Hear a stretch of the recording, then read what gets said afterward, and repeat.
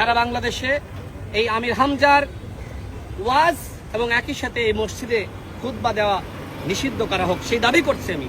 আমির Hamza rock কাটায় পারদর্শী, তার এই মসজিদে খুতবা দেওয়ার প্রয়োজন নাই, ওয়াজ মাহফিল করার প্রয়োজন নাই।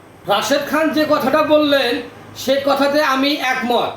আমির হামজাকে মসজিদে যে খুতবা দেয়, মাহফিল যে করে, সেটাকে বন্ধ করার আবেদন করছে সে, সেটা আমি মেনে নিলাম। কিন্তু যদি এই রাশেদ খান, তাহলে আপনাকে একটা কাজ করতে হবে, এই যে আমির হামজা যে মসজিদে খুতবা দিত, যেখানে মাহফিল করতো, সেই কাজটা কিন্তু আপনাকে করতে হবে।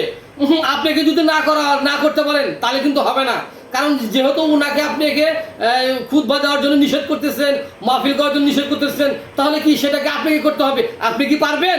আর আপনি যদি না পারে থাকেন তাহলে কেন একজনকে উপদেশ দিবেন? কারণ আপনি যেটা না পারবেন সেটা অন্যজনকে কেন বলবেন? যদি আপনি এই কথাটা বলে থাকেন তাহলে অবশ্যই আপনাকে মসজিদে যা খুতবা দিতে হবে। পারবেন তো আপনি? সে ক্ষমতা কি আপনার আছে? শুধু বড় বড় মুখ দিয়ে কথা বললে হবে না, কারণ যেটা বলবে সেটা আপনাকে করে দেখাতে হবে।